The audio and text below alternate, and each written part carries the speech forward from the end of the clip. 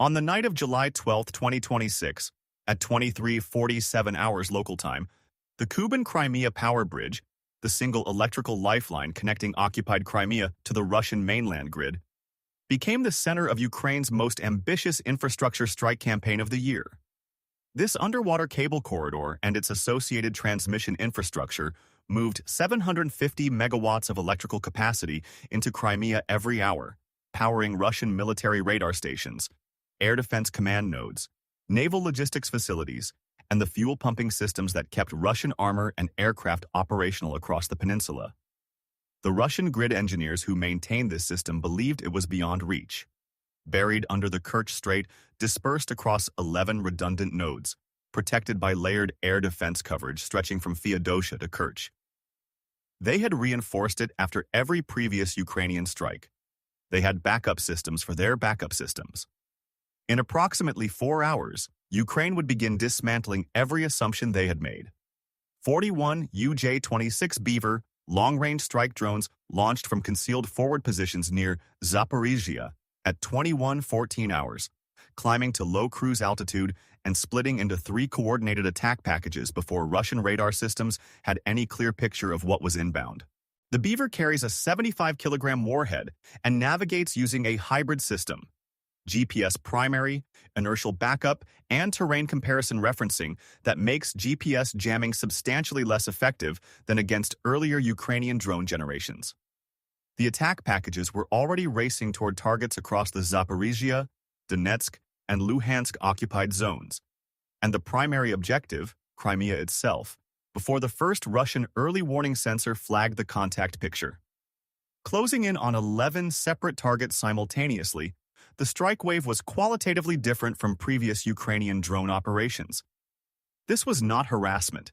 This was surgical grid demolition planned down to the substation level. What's most surprising about this operation isn't the number of drones involved, it's the target selection. Ukrainian planners did not simply strike the most obvious nodes. They mapped the grid's failure cascade. Which substations, if taken offline simultaneously, would prevent Russian engineers from rerouting power through alternative corridors? They built a blackout by arithmetic, not by brute force. The Kuban-Crimea power bridge is not a bridge in the conventional sense. There is no visible infrastructure above the Kerch Strait surface connecting it. It is a buried high-voltage direct current transmission line running beneath the strait alongside fiber-optic communications cables, part of the permanent infrastructure Russia constructed after the 2014 annexation, precisely because it recognized that Crimea's pre-2014 power supply, which came through Ukrainian-controlled territory, was a strategic vulnerability. Russia spent an estimated $1.2 billion constructing and burying that transmission corridor. After Ukraine cut surface power lines into Crimea in late 2015, the Kerch crossing became the peninsula's primary electrical supply. Everything else was secondary, redundant, supplementary. The buried cable was the system's spine. 11 substations fed into that spine. 9 of them were above ground. Transformer stations at Afiny in Crimea, switching facilities in occupied Donetsk, gas compression and pumping infrastructure in Zaporizhzhia. Each one a node in the network that kept Crimean military infrastructure electrically alive. Analysts at Western defense research organizations estimated the combined replacement value of the targeted facilities at approximately $2.3 billion. That number does not include the operational cost to Russian forces of losing grid reliability across occupied territory during active combat operations. Here's what this tells us about this phase of the war. Ukraine has stopped thinking about individual strikes as tactical wins. The unmanned systems forces are running what amounts to a systematic infrastructure degradation campaign, codenamed, according to Ukrainian open-source reporting, Crimean Circuit Breaker Off. Every strike is one iteration of a planned sequence. Every substation taken down reduces the redundancy available to Russian engineers trying to keep the grid alive. Ukraine is not trying to knock out power for one night. It is trying to eliminate Russia's ability to restore power at all. The UJ-26 Beaver deserves a detailed look because its capabilities explain why this particular mission profile became possible in 2026 when it would have been extraordinarily difficult 2 years earlier. The Beaver is a Ukrainian-designed fixed-wing one-way attack drone, what military planners classify as a loitering munition at extended range, though in practice it operates more like a precision cruise missile with a simpler guidance system. Its airframe is composite construction, giving it a reduced radar cross-section relative to metal frame alternatives. Wingspan approximately 2.4 meters. Maximum range under operational conditions exceeds 1,000 kilometers, though mission planners generally deploy it at 600 to 800 kilometers to maintain warhead size and fuel margins for maneuvering.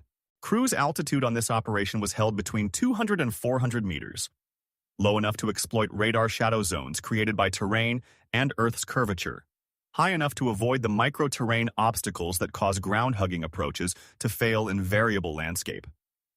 Speed over route was approximately 130 to 150 kilometers per hour, which translates to an inbound time from forward launch sites near Zaporizhzhia to targets in central Crimea of roughly 3 to 4 hours. The navigation system is the Beaver's most operationally significant attribute. Early Ukrainian drones relied heavily on GPS, which Russian electronic warfare systems became increasingly effective at jamming and spoofing over the course of 2023 and 2024.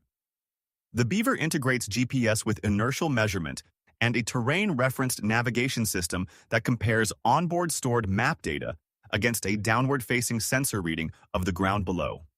Even in a fully GPS-denied environment, the drone can navigate to within tens of meters of its target. Russian jamming systems, however sophisticated, cannot spoof terrain. I spent considerable time going through the mission planning logic for this operation, and one detail kept coming back: the timing of the Afiny substation strike relative to the other targets. Afiny is on the western side of Crimea's main transmission ring. Hitting it simultaneously with nodes in the northeast creates a cascading isolation effect. The remaining undamaged sections of the ring can draw from the mainland connection, but cannot redistribute power to the areas that have just gone dark. Ukrainian planners appear to have understood the grid's topology at the level of a utility engineer, not merely a military targeter. Here's how they built that understanding. The intelligence preparation for Crimean Circuit Breaker Off drew on at least 3 source streams. Commercial satellite imagery, available through providers including Maxar and Planet Labs, gave analysts regular optical and synthetic aperture radar coverage of substation infrastructure across occupied territories. OSINT monitoring, tracking Russian state media, telegram channels, local Ukrainian resistance networks, and power outage reports from occupied civilian populations, provided ground truth validation of which facilities were operational and which were already degraded. And prior battle damage assessment from previous Ukrainian strikes against Russian energy infrastructure provided empirical data on what damage actually looked like versus what Ukrainian planners had predicted. The route selection for each individual drone was built around a common principle: minimize exposure to Russian air defense radar coverage, concentrate on gaps rather than confronting active systems. Russian Pantsir S-1 and Tor M2 short-range air defense systems are effective against drone-sized targets within their engagement envelope, approximately 12 to 15 kilometers of range, with radar coverage that creates a hemisphere of defended airspace around each battery. But those batteries cannot be everywhere. The Ukrainian approach was not to suppress the air defenses, it was to route around them.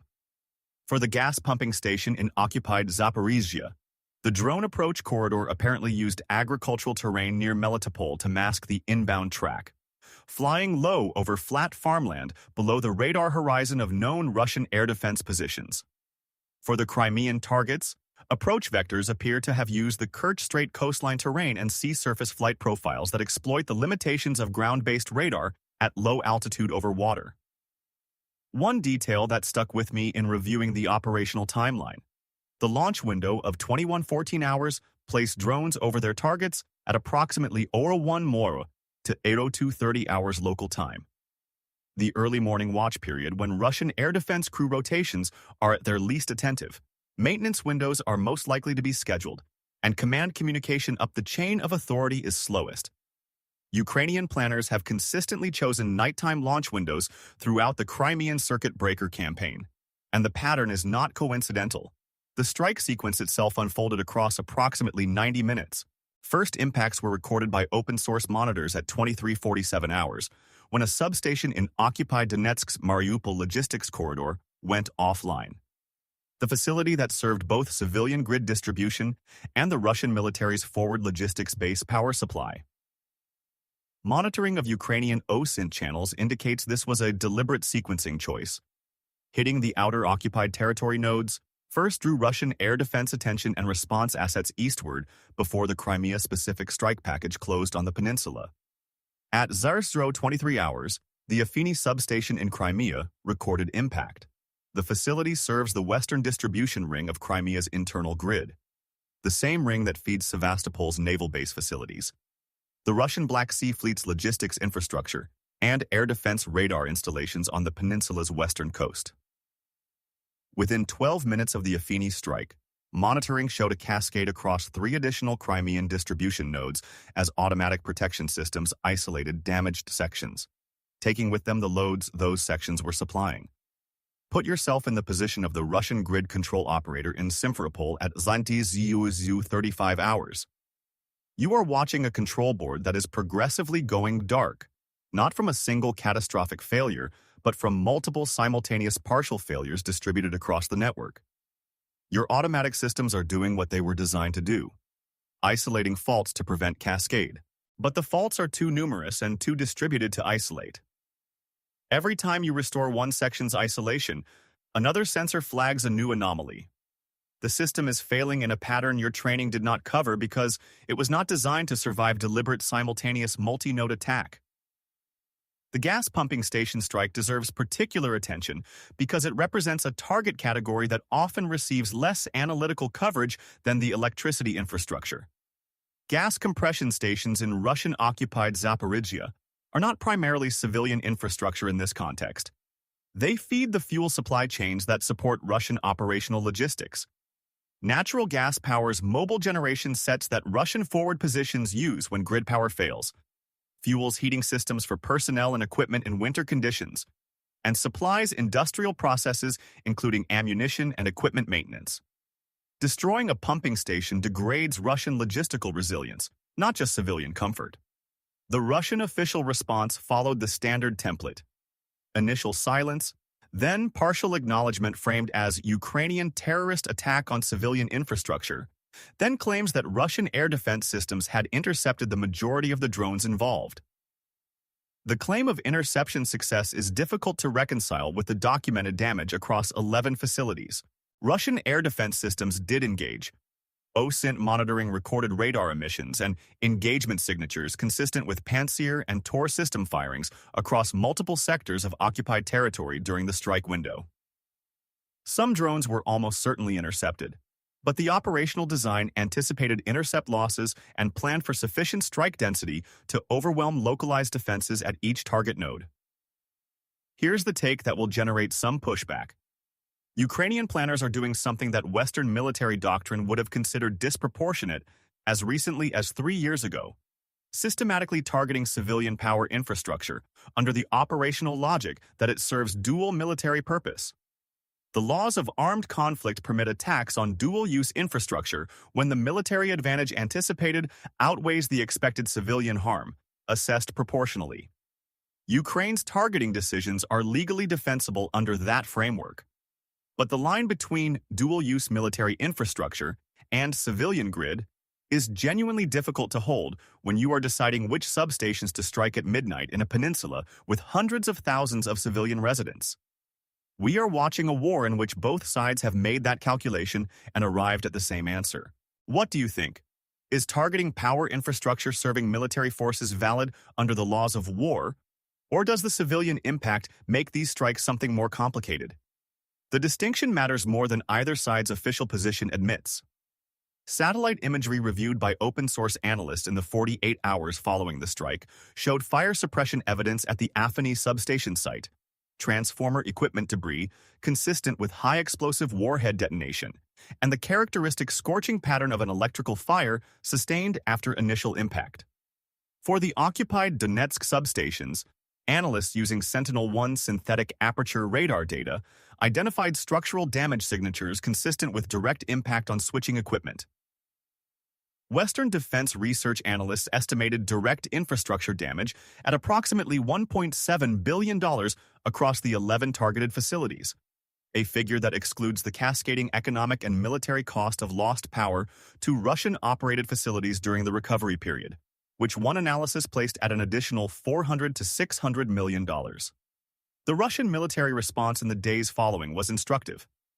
Additional Pantsir S-1 batteries were repositioned to defend remaining Crimean energy infrastructure, drawing air defense coverage away from tactical frontline support roles. Russian engineering teams were dispatched to begin assessment and emergency repair work. The repair timelines for substation transformer equipment are not short. Large power transformers of the type used at these facilities have lead times of months under peacetime procurement conditions. Under wartime conditions with sanctions-constrained supply chains, Russian estimates for restoring full capacity to all damaged sites are considerably longer. This is precisely what the Crimean Circuit Breaker Off campaign was designed to achieve. Not a single dramatic blackout, but a progressive erosion of Crimea's electrical redundancy, until the peninsula's grid no longer has the depth to absorb additional strikes and still maintain military-grade reliability. Ukraine has now struck dozens of energy infrastructure nodes across Russian-occupied territory since the start of July 2026. Each strike leaves fewer backup options. Each substation that stays offline narrows the margin that Russian engineers can draw on when the next wave arrives. Will Crimea's grid reach that breaking point before Russia can repair and reinforce it? Comment yes or no, because this is genuinely uncertain. And the answer depends on variables that neither side has full visibility into: Ukrainian drone production rates, Russian air defense adaptation, repair logistics under wartime pressure, and the attrition mathematics of a campaign that has been running now for weeks. There is a broader strategic implication worth noting. Every airfield, radar station, and naval logistics node in Crimea is now operating under degraded or intermittent power conditions. Systems designed to function reliably on stable grid power are running on mobile generation sets with capacity and fuel constraints. S-400 batteries running on generator power have different operational availability profiles than those connected to a stable grid. Radar systems with intermittent power experience maintenance cycles that reduce their operational readiness. The Ukrainian drone campaign against Crimean energy infrastructure is not just an attack on the power grid. It is a systemic attack on the operational reliability of every Russian military system on the peninsula that requires electricity to function. Ukraine's unmanned systems forces have transformed what began as a tactical drone capability into a strategic instrument capable of conducting coordinated multi-target infrastructure campaigns across hundreds of kilometers of defended airspace. A peninsula Russia built to run on someone else's power has just found out how fragile that dependency really is, and the engineers tasked with fixing it are working against a clock that Ukraine controls.